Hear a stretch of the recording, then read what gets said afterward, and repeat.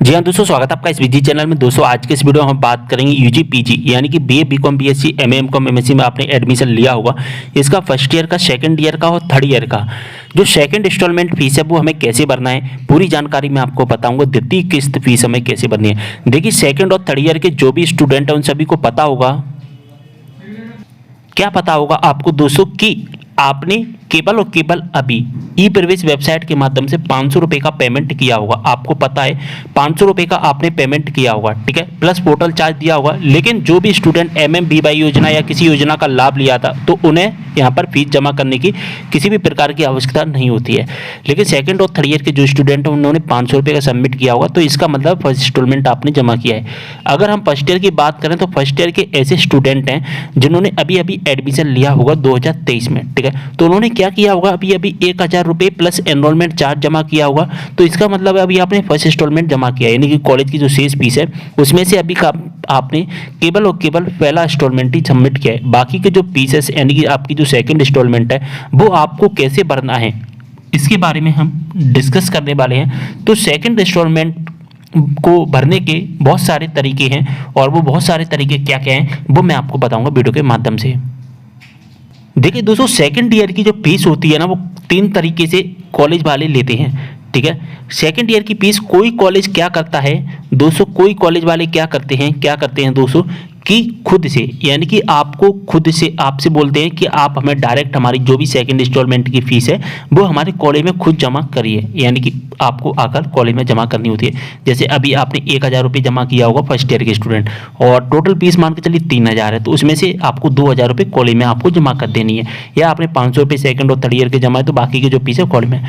कोई कॉलेज वाला क्या करता है, एसबीआई चालान के माध्यम से अपनी फीस सबमिट करवाता है या किसी भी अन्य प्रकार के जो चालान होते हैं उसके माध्यम से अपनी फीस जमा करवाता है। जैसे कि बैंक के चालान के थ्रू फीस जमा करवा लेता है, ठीक है। और कोई कॉलेज वाले क्या करते हैं कि आईएसएमएस पोर्टल के माध्यम से अपनी फीस जमा करवाते हैं, अपने कॉलेज की जो भी शेष फीस होती है।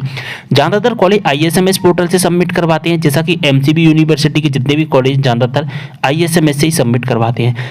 और यहाँ पर जो डायरेक्ट फीस लेते हैं कॉलेज में वो भी काफ़ी ज़्यादा कॉलेज। अब आपको पता कैसे चलेगा कि आपके कॉलेज में किस तरह से फीस जमा हो रही है, कौन से मेथड से जमा हो रही है, तो मैं आपको बता दूँ, आपको कॉलेज जाना है, ठीक है। सबसे पहले कॉलेज जाना है आपको और कॉलेज में जाकर के आपको पूछना होगा कि सर हमारे कॉलेज की जो सेकंड इंस्टॉलमेंट फीस है वो किस तरह से जमा हो रही है। अगर आपकी डायरेक्ट जमा हो रही है तो कोई बात नहीं, डायरेक्ट कॉलेज में जमा कर देना। चालान के थ्रू हो रही है तो चालान के माध्यम से आपको पूछना पड़ेगा कि किस बैंक से चालान बनवाना है, वो आप चालान के थ्रू फिर करना पड़ेगा आपको सेकंड इंस्टॉलमेंट की फीस। अगर आपकी आईएसएमएस पोर्टल से जमा हो रही है, आईएसएमएस पोर्टल से, तो आईएसएमएस पोर्टल से हमें अपनी फीस कितनी भरनी है वो मैं आपको बता देता हूँ। अगर दोस्तों आपकी फीस आईएसएमएस से सबमिट हो रही है तो आपको आईएसएमएस पोर्टल पर फीस जमा करने के लिए सबसे पहले आपको क्या करना होता है, गूगल पर आना है, गूगल पर सर्च करना आईएसएमएस पोर्टल, ठीक है। इसके बाद में आपके सामने इस तरह का इंटरफेस आ जाएगा और यहाँ पर दोस्तों फर्स्ट नंबर पर एक लिंक दिखाई देता है, इस लिंक पर आपको क्लिक कर देना होता है, ठीक है। यहाँ पर हम क्लिक कर देते हैं। दोस्तों होता क्या है, इसके बाद हमारे सामने कुछ इस तरह का इंटरफेस दिखाई देता है, ठीक है। जैसा कि यहाँ पर आप देख पा रहे हैं, आपको यहाँ पर बहुत सारी लिंक्स दिखाई देती हैं। लेकिन दोस्तों यहाँ पर अब जो फीस जमा होती है ना आपकी 2 तरह से जमा होगी। अब दोस्तों यहाँ पर भी आपको 2 तरह से फीस जमा होती है। 2 तरह से मतलब है कि देखिए, एक तो फर्स्ट ईयर के स्टूडेंट हो गए और एक हो गए आप हमारे सेकेंड ईयर के, थर्ड ईयर के।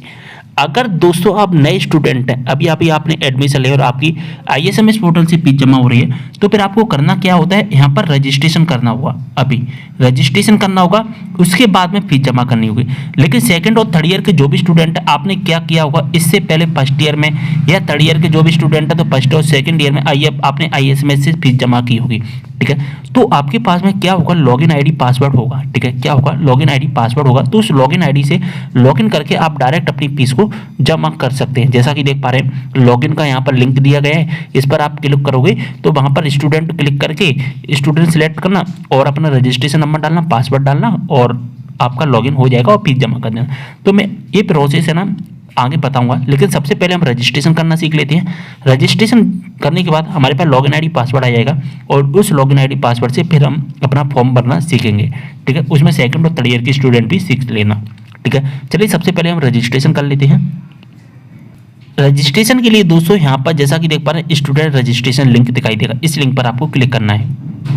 तो दोस्तों जैसे हम रजिस्ट्रेशन करेंगे ना, होगा क्या, हमारे सामने इस तरह का इंटरफेस आएगा। सबसे पहले हमें अपनी यूनिवर्सिटी पर क्लिक करना है और इसके बाद हमें अपनी यूनिवर्सिटी सेलेक्ट कर लेनी है। जो भी हमारी यूनिवर्सिटी है वो एक यूनिवर्सिटी है अपनी सेलेक्ट कर लेना जो भी है। इसके बाद में इस यूनिवर्सिटी से संबंधित जो भी कॉलेज होंगी उन कॉलेजेस के नाम यहाँ पर आपको दिखाई दे जाएंगे। एक बात का विशेष ध्यान रखना दोस्तों कि यहाँ पर आपके सभी कॉलेज नहीं दिखाई देंगे। जैसा कि जीबाजी यूनिवर्सिटी हो गया हमारा, अब जीबाजी यूनिवर्सिटी में लगभग 450 कॉलेज है, लेकिन यहाँ पर आपको वही कॉलेज दिखाई देंगे जिन कॉलेजेस की फीस ISMS से हो रही है सबमिट।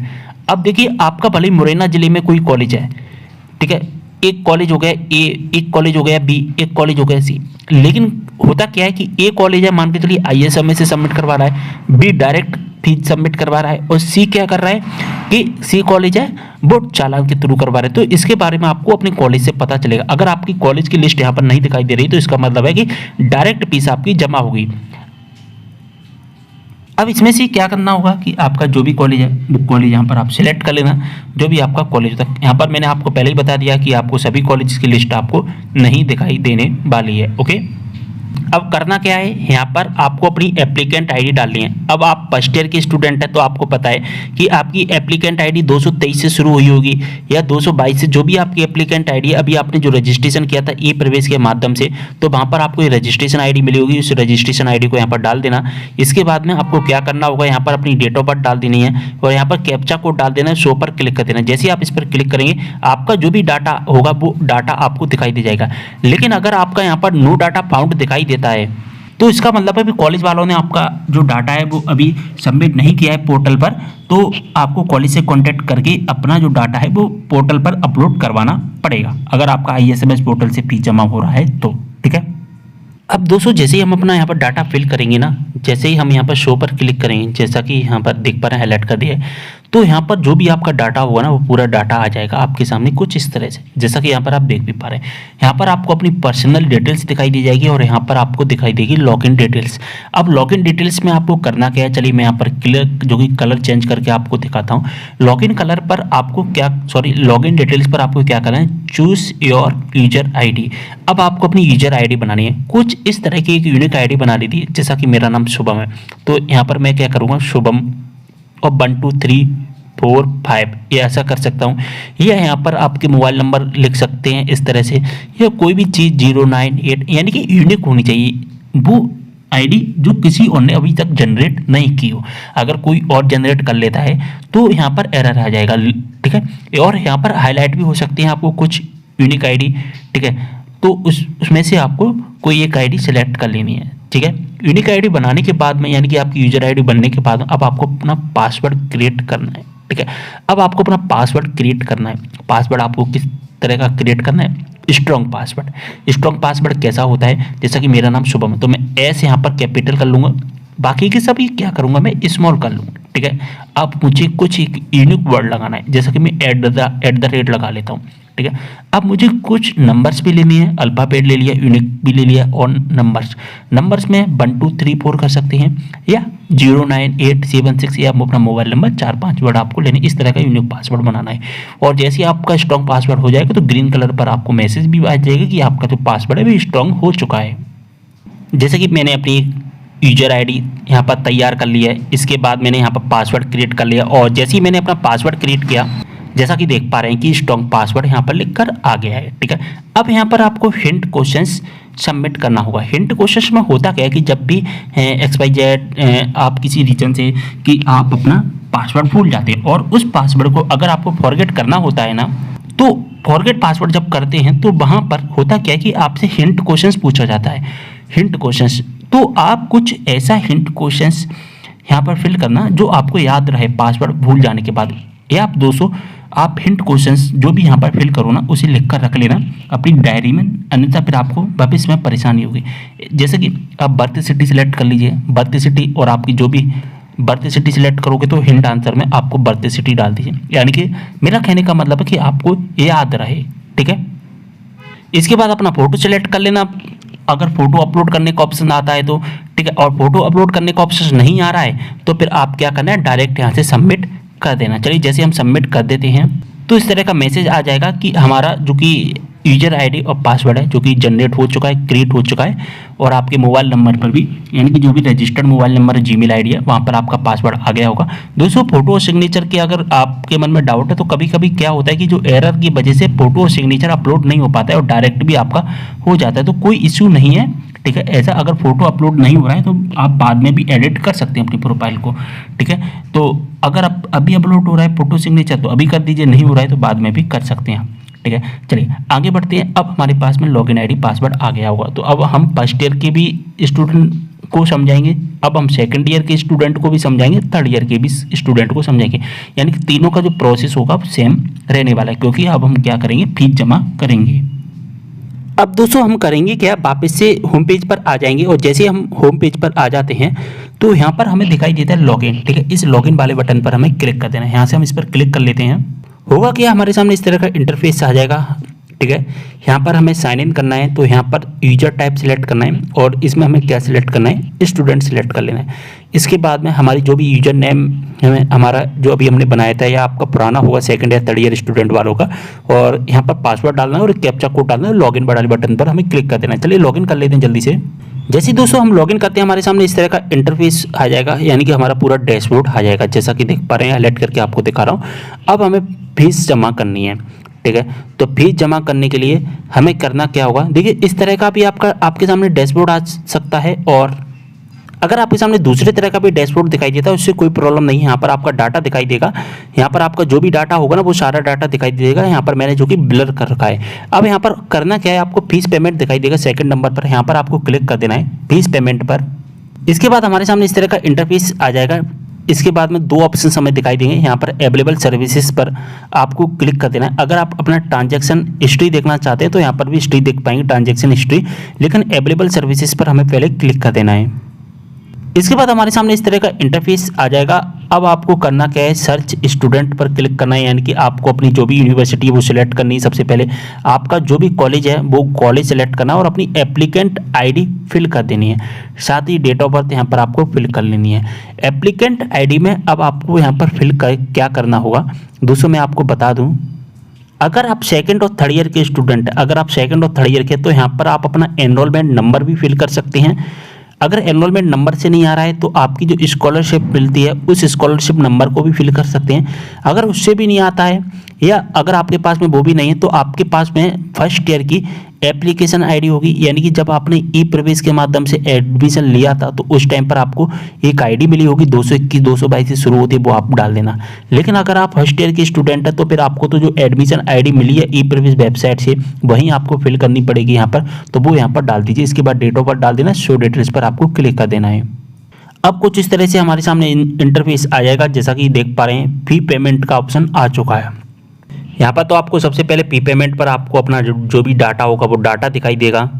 और अब आपको यहाँ पर करना क्या होगा दोस्तों कि आपका यहाँ पर जैसा कि देख पा रहे हैं आपको करना क्या है कि जैसा कि देख पा रहे हैं अपना फाइल जो कि फी टाइप है वो सिलेक्ट करना है। फी टाइप में मतलब क्या सिलेक्ट करना है वो देख लेते हैं।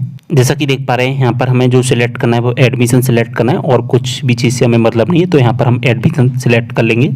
देन हमें यूनिवर्सिटी सिलेक्ट करनी होगी, जो भी हमारी यहाँ पर ईयर सिलेक्ट करना होगा, जो भी हमारा ईयर है, first year second year third year जो भी हमारा ईयर होता है वो ईयर सिलेक्ट कर लेना आप अपना। जैसा कि देख पा रहे हैं हमने पूरा डाटा फिल कर लिया है, ठीक है। एडमिशन और ये सिलेक्ट कर लिया है। इसके बाद में हमें क्या करना है, ऐसे सबमिट कर देना है। चलिए यहाँ से हम सबमिट कर देते हैं। अब दोस्तों यहाँ पर हमारे सामने कुछ इस तरह का इंटरफेस दिखाई दे जाएगा। जो भी हमारी जो डिटेल्स थी वो हमें तो दिखाई दे ही जाएगी, साथ ही हमारी जो फीस है वो कितनी है वो भी दिखाई दे जाएगी, हम किस ईयर में हैं वो भी हमें दिखाई दे जाएगी, ठीक है। और यहाँ पर कैसे कैसे हमसे फीस ली जा रही है ना, वो सारी फीस हमें यहाँ पर दिखाई दी जाएगी, कौन सी फीस हमारी कितनी लगने लग रही है, ठीक है। इसके बाद में हमें स्क्रॉल डाउन करके नीचे आते जाना है, और जैसे हम स्क्रॉल डाउन करके नीचे आते जाते हैं यहाँ पर हमें मेन चीज़ दिखाई देती है। यहाँ पर आपकी स्टार्टिंग डेट दिखाई देगी कि आपका पेमेंट होना कब से स्टार्ट हो गया, और लास्ट डेट भी आपको दिखाई देगी। ये लास्ट डेट समय समय पर बढ़ती रहती है। टोटल चार्ज आपको 30 रुपये देना है। टोटल चार्ज जो भी आपका बनेगा वो आपको यहाँ पर देना होगा, यानी कि 1165। और टोटल फी तो आपको यानी कि टोटल फीस होती है ना वो आपको लास्ट में दिखाई देगी जब आप पेमेंट करोगे, जो अब आपका पेमेंट क्लियर होगा तब, ठीक है। यहाँ पर जैसा कि देख पा रहे हैं कि हर हफ्ते अगर आप फीस जमा नहीं करोगे तो हर हफ्ते 15 तारीख के बाद 100 रुपये का चार्ज आपको लगता जाता है, ठीक है। यहाँ पर 12 नवंबर दिखा रहा है दोस्तों। मैं आपको एक स्टूडेंट का मैंने आपको वीडियो जो रिकॉर्डिंग मैंने पहले ही कर ली थी, लेकिन आपको वीडियो थोड़ा लेट मिल पा रहा है। तो इस तरह से आपका जो चार्ज रहता है वो सारा यहाँ पर आपको दिखाई दे जाता है। प्रोसीड टू पेमेंट पर आपको क्लिक कर देना होता है। जैसे हम इस पर क्लिक करेंगे हमारे सामने बहुत सारे इंटरफेस आ जाएंगे, जिसके माध्यम से भी आपको पेमेंट करना है उसके माध्यम से पेमेंट कर देना। पेमेंट वगैरह सब कुछ क्लियर होने के बाद में अब आपको इसकी रिसिप्ट निकालनी पड़ेगी। रिसिप्ट कैसे निकालेंगे वो हम देख लेंगे। दोस्तों जब आप अपना पेमेंट करो, प्रोसीड टू पेमेंट पर जैसे आप क्लिक करेंगे तो वहाँ पर आपके सामने एक एप्लीकेंट आईडी आएगा, ठीक है। एप्लीकेशन नंबर आएगा, उस एप्लीकेशन नंबर को नोट डाउन कर लेना। अगर आप एप्लीकेशन नंबर को नोट डाउन नहीं करोगे तो फिर आपको जो इसकी डुप्लीकेट रिसिप्ट निकालने में प्रॉब्लम हो सकती है, ठीक है। तो इसका जो आपको निकाल कर रख लेना है एप्लीकेशन नंबर, ठीक है। और या फिर आप एप्लीकेशन नंबर निकालना भूल भी जाते हैं तो आप अपने प्रोफाइल में जा करके अपना ट्रांजैक्शन हिस्ट्री चेक कर सकते हैं, उसमें भी आप इसकी रिसिप्ट निकाल पाएंगे, कोई इशू नहीं है, ठीक है। कोई भी प्रॉब्लम आती है आप मुझे यहाँ पर कमेंट कर देना। इंस्टाग्राम पर ही फॉलो कर लेना, लिंक आपको डिस्क्रिप्शन बॉक्स में मिल जाएगा। जो भी आपके डाउट है इंस्टाग्राम पर मुझसे मैसेज द्वारा पूछ सकते हैं। मिलते हैं अगली वीडियो में एक और जानकारी के साथ, तब तक लिए बाय।